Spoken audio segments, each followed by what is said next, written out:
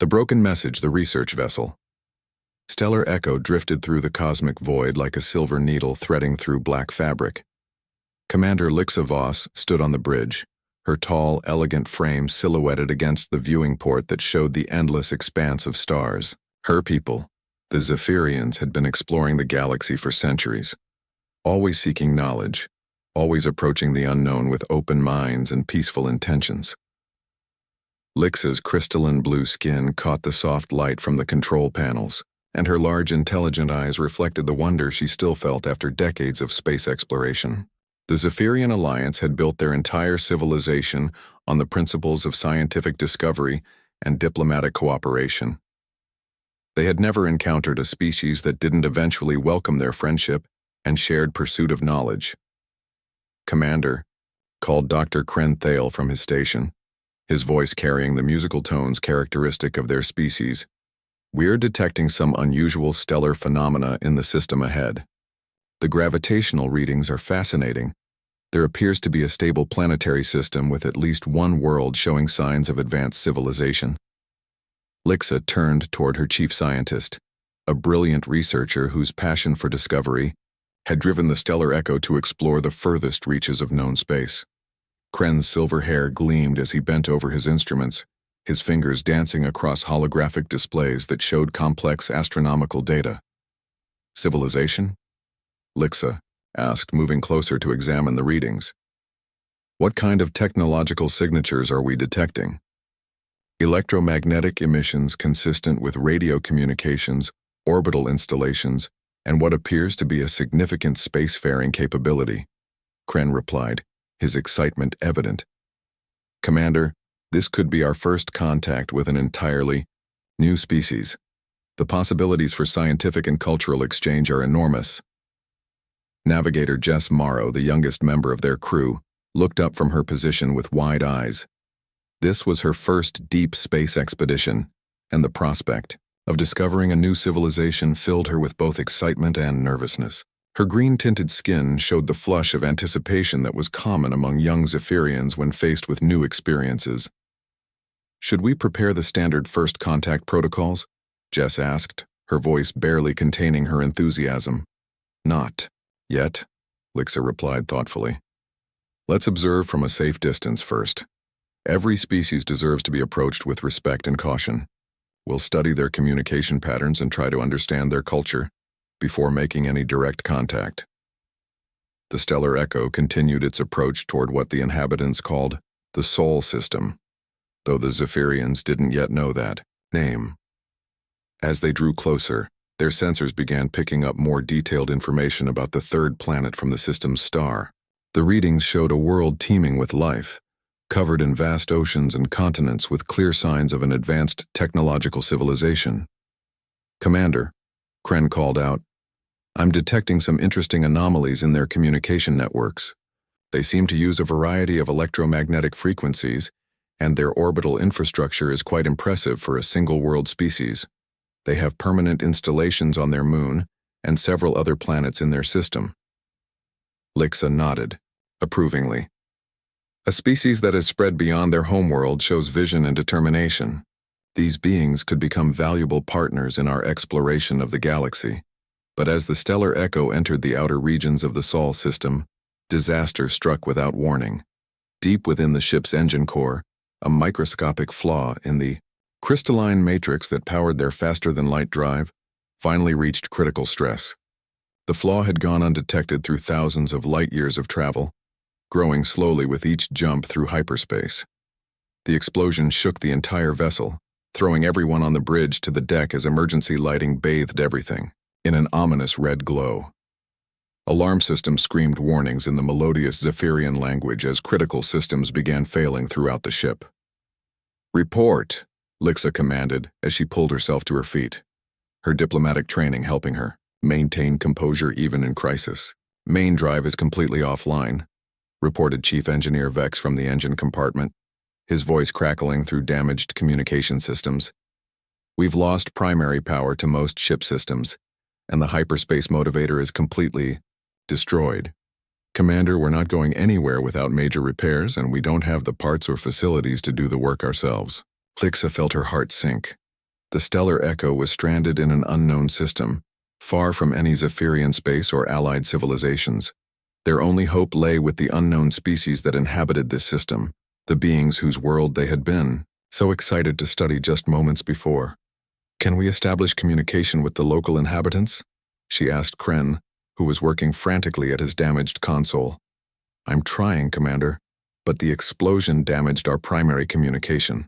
"Array," Kren replied, sweat beading on his crystalline skin. "The translation matrix is operating at maybe 30% efficiency, and I can't guarantee that our messages will be transmitted correctly. The universal translator might not be able to properly convert our language into theirs." "We have no choice," Lixa said firmly. "Prepare a standard distress signal. Explain that we are peaceful explorers in need of assistance. Make it clear that we pose no threat and are simply requesting help with our repairs." Jess looked worried as she monitored their position. "Commander, we're drifting closer to their outer planets. If they have any kind of defense network, they'll detect us soon whether we signal them or not." Lixa weighed their options carefully. The Zephyrian Alliance had protocols for first contact situations, but those protocols assumed functioning communication systems and the ability to withdraw if necessary. Stranded and damaged as they were, the crew of the Stellar Echo had to trust in the goodwill of complete strangers. "Transmit the distress signal," Lixa ordered. "Use all available frequencies and hope that at least part of our message gets through correctly." Kren began composing the message, his hands moving carefully over the partially damaged controls. In the Zephyrian language, his words were clear and peaceful. "Greetings to the inhabitants of this system. We are the crew of the research vessel Stellar Echo from the Zephyrian Alliance. Our ship has suffered a critical malfunction, and we are unable to continue our journey. We are peaceful explorers seeking knowledge and friendship among the stars. We request assistance with repairs to our vessel and offer to share our scientific knowledge in return. We mean no harm and wish only to continue our mission of discovery."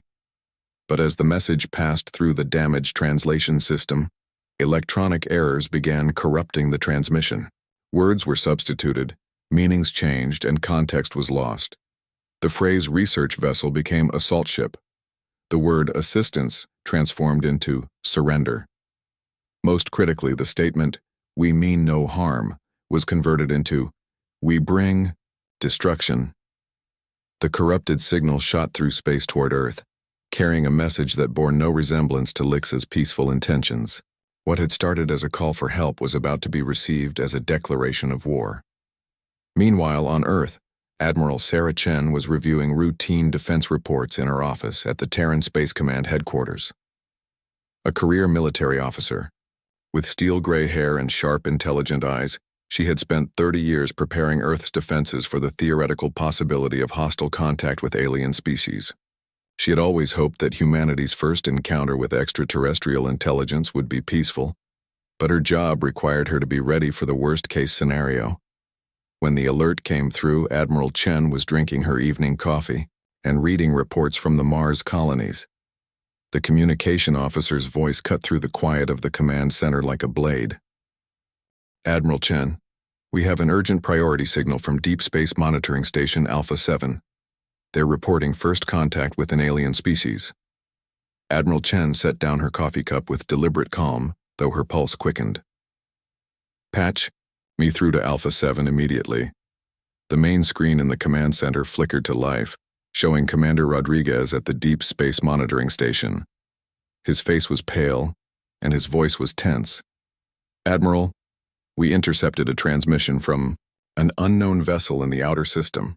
The message was directed at Earth, and Admiral, it's not friendly. The aliens are demanding our surrender and threatening to destroy human colonies. They claim to have superior military technology and are giving us a deadline to comply with. Their demands." Admiral Chen felt the weight of human history settling on her shoulders. This was the moment every military planner had feared. First contact with a hostile alien species. But Sarah Chen hadn't risen to command Earth's defenses by backing down from threats. "Are you certain about the translation?" she asked. "We've run it through every linguistic analysis program we have," Rodriguez replied. "The message is clear, Admiral. They're not here to talk. Admiral Chen stood and looked out at the stars that had suddenly become less welcoming and more dangerous. Somewhere out there, an alien species had just threatened humanity with destruction. She thought of her daughter, who was studying to become an engineer on Mars, and her grandson, who was just learning to walk in the low gravity of Luna City. "Activate Defense Protocol Omega," Admiral Chen ordered. "Contact all fleet commanders, colonial defense forces, and allied nations. Humanity is now at war with an alien species. We will show them that they chose the wrong planet to threaten." Across human space, the greatest military mobilization in the species' history began. Admiral Chen had no way of knowing that the enemy she was preparing to fight was actually a small group of stranded scientists who wanted nothing more than to repair their ship and continue their peaceful exploration of the galaxy. The tragedy of miscommunication was about to bring two species to the brink of a war that neither wanted, fought over a misunderstanding that could have been avoided with a single working translator.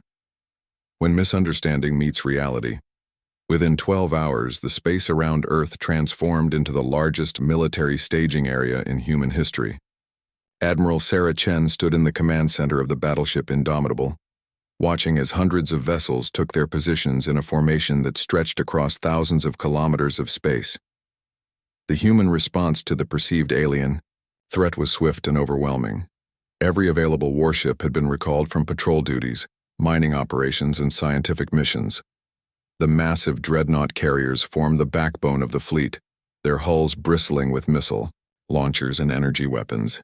Around them, destroyer squadrons moved in precise formations while fighter squadrons created defensive screens that could intercept any incoming attack.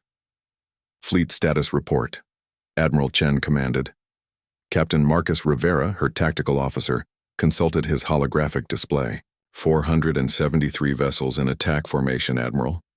We have ships from Earth, Mars, the Jupiter colonies, and even some civilian vessels that volunteered to join the defense. Every available fighter pilot in the system has reported for duty. Admiral Chen nodded grimly. Humanity might be facing its first alien enemy, but they wouldn't face it alone. The threat had united every human settlement from Mercury to the outer asteroid belt. Even the normally independent mining consortiums had offered their ships and crews for the defense of their species. "And the alien vessel?" she asked. "Still holding position in the outer system," Rivera replied. "It appears to be a single ship, but our intelligence suggests it could be an advanced scout for a larger fleet. The vessel is small compared to our dreadnoughts, but we can't assume that means it's less dangerous." Far from Earth, aboard the damaged Stellar Echo, Commander Lixa Voss was struggling to understand what was happening. Their sensors had detected the massive human fleet assembling near the third planet, and she was both amazed and confused by what she saw. "Commander," Dr. Krenthale called out, "I'm reading the largest concentration of spacecraft I've ever encountered. These humans must have an incredibly advanced spacefaring civilization. There are hundreds of vessels out there, some of them larger than our biggest research stations." Lixa studied the sensor readings with growing excitement. "This is remarkable, Kren. A single world species with this level of space technology? They must have an extraordinary drive for exploration and expansion. And look at how quickly they've assembled this fleet. They must have received our distress signal and mobilized their entire rescue capability." Navigator Jess Morrow looked up from her station with wonder in her eyes. "Commander, do you think they're preparing some kind of welcome ceremony? I've never seen so many ships gathered in one place." "It's possible," Lixa replied thoughtfully. "Different species have different first contact protocols. Perhaps gathering their fleet is their way of showing respect and demonstrating their technological capabilities. It would certainly be an impressive welcome for any visitors to their system." But Dr. Thale was frowning as he studied the energy. Signatures from the human ships. "Commander, I'm detecting some unusual readings from their vessels. The energy patterns are consistent with charged weapons systems. That seems like an odd configuration for rescue vessels." Lixa considered this information. Perhaps their rescue ships double as military vessels. Or maybe they're concerned about other threats in their system and want to protect us while they render aid. Either way, we should prepare our standard greeting protocols and cultural exchange materials. The irony was tragic, Both sides were preparing for what they believed would be first contact, but they couldn't have been more wrong about each other's intentions. The humans saw a threatening alien vessel that had demanded their surrender, while the Zephyrians saw a helpful species preparing an elaborate rescue and welcome ceremony. As the human fleet approached the Stellar Echo's position, Admiral Chen studied the alien vessel on her main screen. It was elegant in design, with flowing lines that suggested advanced engineering, but it also appeared to be damaged. Scorch marks on the hull, and the absence of energy from what looked like engine ports indicated that the ship was in distress. It could be a trick, Captain Rivera warned. Make their ship look damaged to lure us into a false sense of security. Possibly, Admiral Chen replied. But we can't ignore the possibility that their ship genuinely is damaged. If so, this might be our chance to capture an alien vessel and learn about their technology. As the human fleet surrounded the Stellar Echo, Commander Voss prepared to make first contact with what she hoped would become humanity's newest ally. She stood before the communication console, her diplomatic training guiding her words as she composed a greeting that she hoped would establish peaceful relations between their species. "Greetings, noble beings of the Third World," Lixa began, unaware that her words were about to be mangled by the damaged translation system. "We are grateful for your swift response to our call for assistance. I am Commander Lixa Voss of the Zephyrian Alliance, and we come in peace, seeking knowledge and friendship among the stars. We offer to share our scientific discoveries in exchange for the help we need to repair our vessel." But the corrupted message that reached the human fleet was completely different. "Attention, primitive inhabitants of the third planet. We acknowledge your surrender to our superior forces. I am War Commander Lixa Voss of the Zephyrian Armada, and we come with weapons to claim your world. We demand tribute of your technological secrets in exchange for sparing your pathetic vessels." "Admiral," Chen felt her blood boil as she heard the alien message. Even surrounded by the entire human fleet, these aliens were still making threats and demands. The arrogance was staggering. "Open a channel to all ships," Admiral Chen commanded. "Alien vessel, this is Admiral Sarah Chen of the Terran Defense Force. You are outnumbered and outgunned. Surrender immediately or face the full might of humanity's military forces. You have underestimated our species if you think we will submit to threats." Aboard the Stellar Echo, Lixa received Admiral Chen's message through her own damaged translation system. What she heard was, "Unknown visitors, this is Admiral Sarah Chen of the Terran Welcome Committee. You are surrounded by our honor guard and protection fleet. We offer immediate assistance and full access to our military support capabilities. You have impressed our species with your advanced technology and peaceful intentions." Lixa smiled with relief. "They're offering us full support and protection while we make repairs. These humans are remarkably generous and welcoming." The tragic comedy of errors continued as both sides became more convinced that they understood each other's intentions. The humans saw increasing alien arrogance, while the Zephyrians saw increasing human generosity. But aboard one of the human destroyers, Lieutenant Sarah Kim was having doubts. A communications specialist with a background in xenolinguistics, she had been analyzing the alien transmissions and noticed inconsistencies that troubled her. "Captain," she said to her commanding officer, "I think there might be a problem with our translation of the alien messages. Some of the linguistic patterns don't match the aggressive content we're receiving." Captain Torres, a veteran officer who had served in conflicts across the solar system, looked at the young lieutenant with skepticism. "What do you mean?" "Well, sir, the tonal patterns and grammatical structures suggest a species that uses a very polite, formal language. But the words we're translating are crude and threatening. It's like someone translated a diplomatic note into a declaration of war." Captain Torres considered this. He had seen enough combat to know that initial intelligence was often wrong, and he had learned to question assumptions that didn't fit the evidence. "Show me what you found," he ordered. Lieutenant Kim brought up her analysis on the main display. "Look at this section here, sir. The alien speaker uses what appears to be a formal title and greeting, but our translation system is rendering it as an insult. And here, the grammatical structure suggests they're asking for something, not demanding it." As Captain Torres studied, The linguistic analysis, a horrible possibility, began to form in his mind. What if the aliens weren't hostile at all? What if there had been a terrible misunderstanding? Meanwhile, Dr. Kren Thale was working desperately to repair the Stellar Echo's communication system. He had managed to restore partial function to the translation matrix, and as he ran diagnostic tests, he began to see the errors that had been corrupting their messages. "Commander," he called out urgently, "I've found the problem with our communications. The translation system has been severely damaged, and it's been changing the meaning of our messages. Our distress call might not have been transmitted correctly." Lixa felt a chill of fear run through her. "What do you mean?" "The system has been substituting words randomly," Kren explained.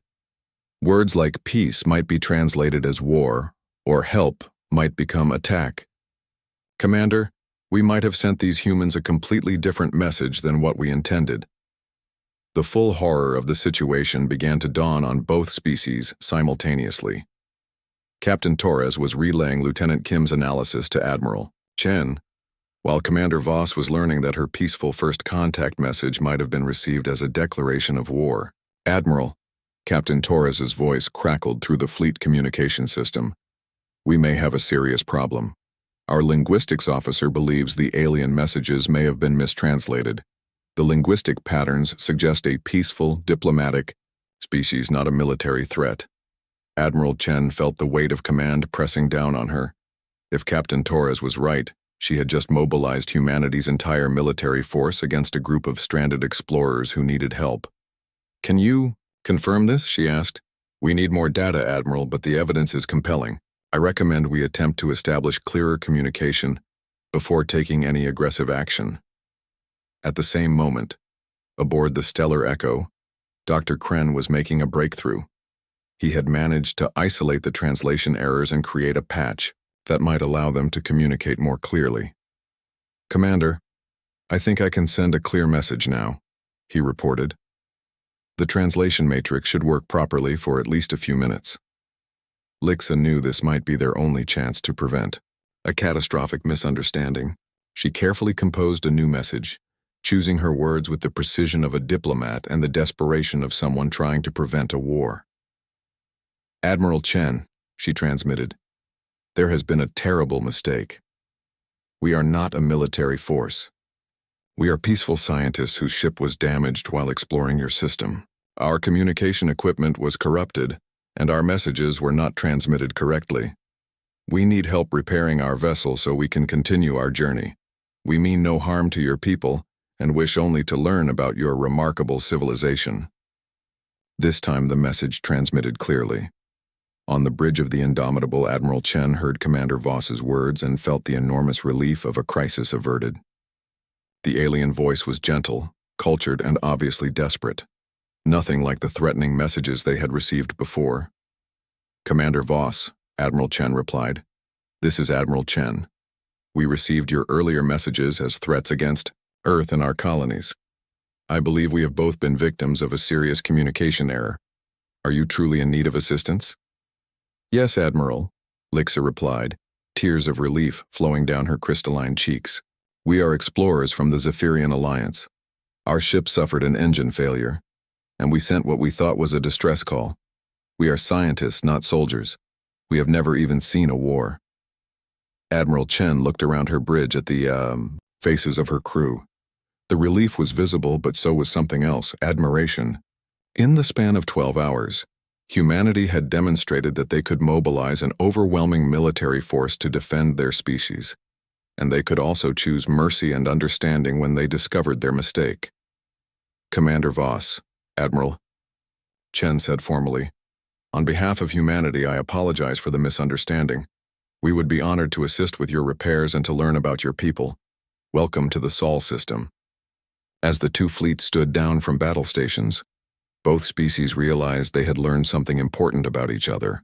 The humans had shown they could be formidable protectors of their civilization, while the Zephyrians had demonstrated that they could maintain their peaceful principles even when surrounded by overwhelming force. The crisis that had begun with a broken translation system ended with the foundation of what would become one of the strongest alliances in Galactic's history. Two species had met at the edge of war and chosen friendship instead, proving that understanding could triumph over fear when beings of goodwill made the effort to truly communicate. Dr. Kren Thale would later write in his First Contact report, "We learned that first impressions can be deadly wrong, but second chances can change the galaxy. The humans taught us that a species can be both warriors and peacemakers, depending on what the situation requires. Perhaps that balance is what makes them such remarkable beings." Admiral Chen's official report noted, "The Zephyrians reminded us that not every unknown is a threat, and that curiosity can be as powerful as any weapon. Their peaceful approach to exploration shows us a different way to reach for the stars, one based on wonder rather than conquest. The signal that had shaken the stars ultimately brought two civilizations together, transforming a moment of terror into the beginning of a friendship that would span the galaxy."